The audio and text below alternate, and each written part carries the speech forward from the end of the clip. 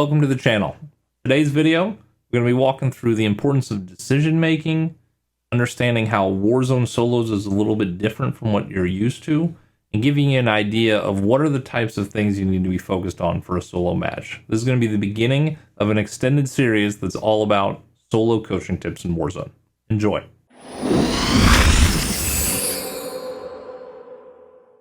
What's up guys, Maverick here. Welcome back to the channel. Today we've got another video about Call of Duty Warzone. And it's going to be probably the beginning of an extended series that I do that really focuses on solo strategy. Solos is a completely different animal than the rest of the game. And so I really want to focus on that. And what I found when I went out to YouTube to try and find other tutorial or tips or strategy videos is that there's really not a lot out there that isn't one of these types of videos. You've got this guy. What's up guys? There's 3 guaranteed tips to make sure you win every game in Call of Duty Warzone. Tip number 1, don't die. Tip number 2, shoot the bad guys. Tip number 3, don't die. Or you've got these guys. All right, so here we're spectating New Master 69, and we're just gonna we're gonna coach you. We're gonna give you tips on what to do, and so you can see he's walking. Yeah, he's walking over here. He just went into the building. Yeah, he's walking more, and then he looked over to the right. And I don't know, I might have looked left, but he's looking to the right, and then yeah, he died because he sucks. Don't forget to like and subscribe. So the reality is that these types of videos, while they might be entertaining, they don't really offer new players or players that are struggling to win in Warzone any practical steps to improve. You're never going to play a game that plays out in the exact same sequence of events as any game you spectate. And so being told not to go right and instead go left doesn't offer you anything. What you need to understand is why you make a decision. What is the context or the strategy around the movement, around the rotation, around the loadout, around the drop point, around any decision you make in the match. And so that's what I'm going to really focus on, is how do we start teaching the strategy and the art of decision making in Warzone solos. So we're going to start this series today with sort of an introduction. And then we're going to build in where we're going to go in depth into not only decision making, into rotations, into loadout structure. There's going to be 30 videos that we're going to make that are all focused on Warzone solos. So let's go ahead and kind of jump into it. I think the first thing that people need to understand, whether you're brand new to playing Warzone solos or you're switching over from being a trios or quads player, is that solos is very different. It's a completely different animal. I would compare it to playing chess, whereas duos through quads is playing checkers. And the reason that I make that comparison is that you have to focus on so many different things in a solo match that you don't have any help with. Covering flanks, tracking players, what do you do with your utility, or other people calling things in. All of these elements you have to be aware of. In all of the other game modes, that processing or that cognitive bandwidth gets spread across other players, right? One guy can be thinking about getting the UAV, the other guy can be focused on what's going on to the south side of the map, another guy can be focused on buying back your buddy. Whatever it might be, all of the thought processes that you have to have, processes that you have to have, get divided up amongst the players that are playing. For Christ's sake, make a move and stick with it, would you?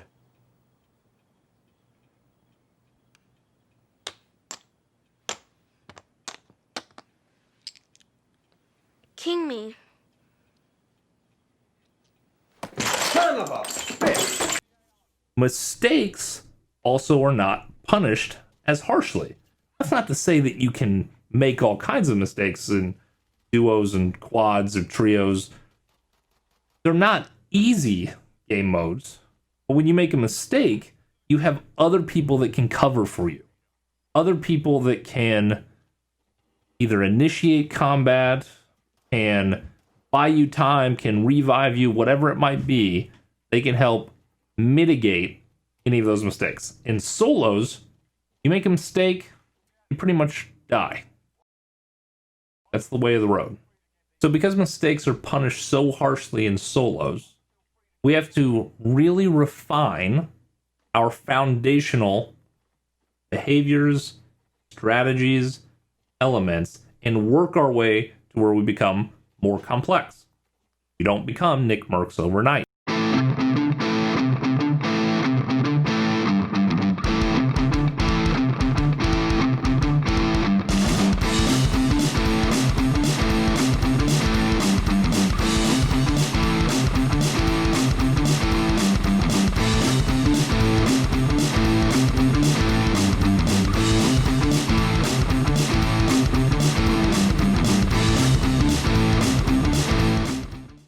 Takes time and it's a grind.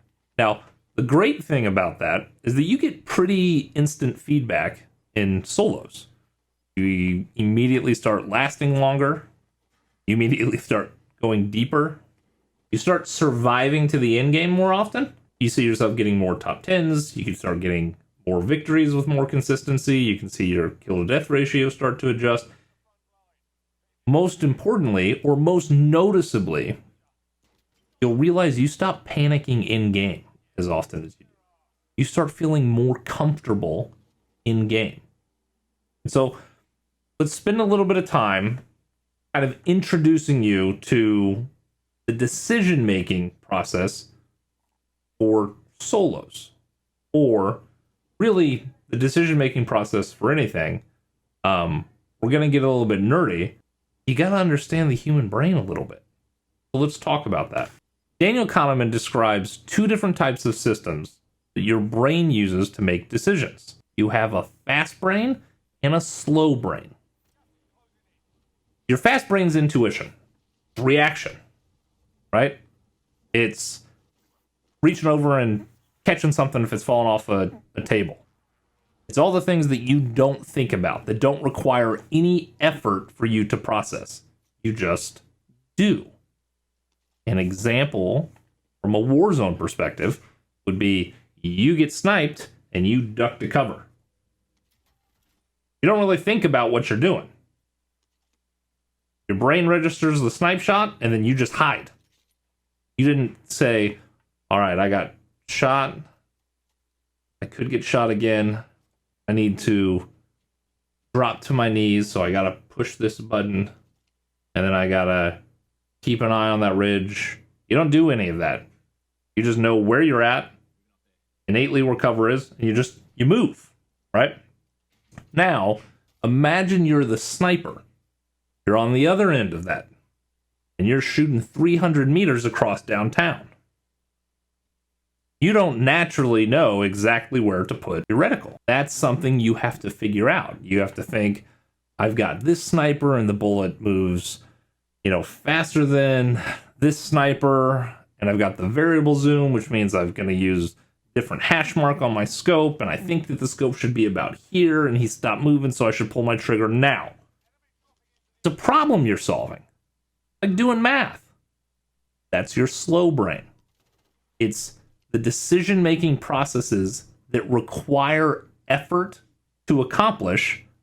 Those occur in your slow brain. So these two systems are important to understand because there are ways that you can take information in your slow brain and transfer it to your fast brain. When you do that, you get to the point where you start making decisions faster. And in Warzone, especially Warzone solos, half a second makes a big difference. A simple example of taking something that is complex and requires effort, your slow brain, and moving it to your fast brain, where you're just reacting, is driving a car or riding a bike. When you first tried to do that, it took a lot of effort. It took a long time for you to figure out, all right, I'm supposed to be doing this, so my body's supposed to be doing that. How do I set it up? Kind of getting all of the processes together in your brain. Now, if you can drive, or if you're hopping on a bike, you don't even think about what you're doing. You can talk on the phone, you can have conversations with people next to you, you can navigate through traffic, you can do all of these other things that you would have never dreamed of doing the first time you got behind the wheel or the handlebars. We want to use that as a model to transfer decisions that we might make throughout the game from our slow brain into our fast brain. How do we go about doing that transfer in Warzone specifically?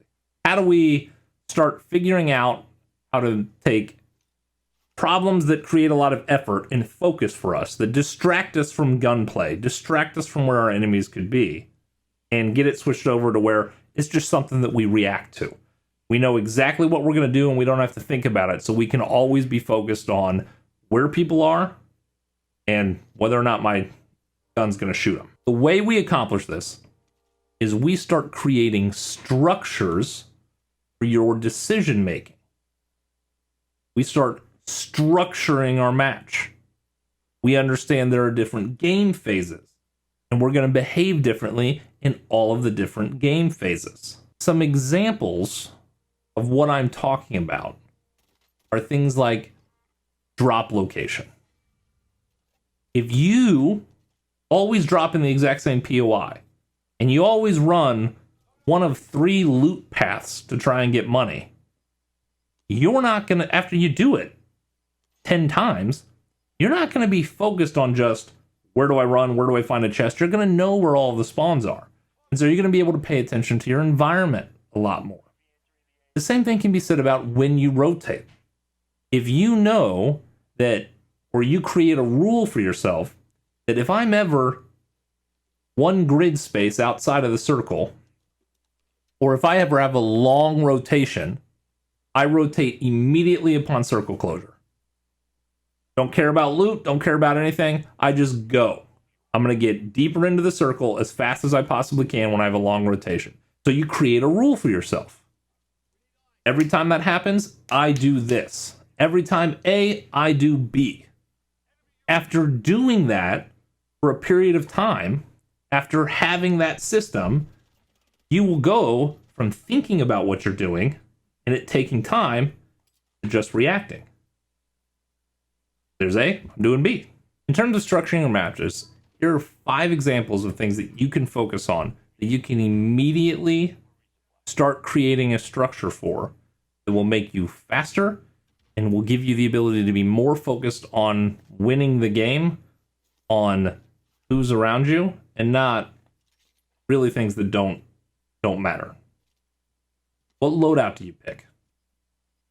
You shouldn't have to think about what loadout you're going to grab.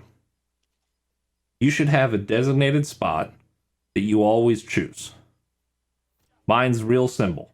If I want a ghost AR class, my option is 1. If I want a ghost submachine gun class, it's 2. And if I want an overkill push class, it's 7. Can't tell you why I chose 7. It's just what works easiest with my hands. It was a pattern I had memorized, and so I kept it. You should create a structure for how you behave in the different circle types, the different circle numbers. Zone 5 is different than Zone 1. Zone 7 is very different than Zone 2.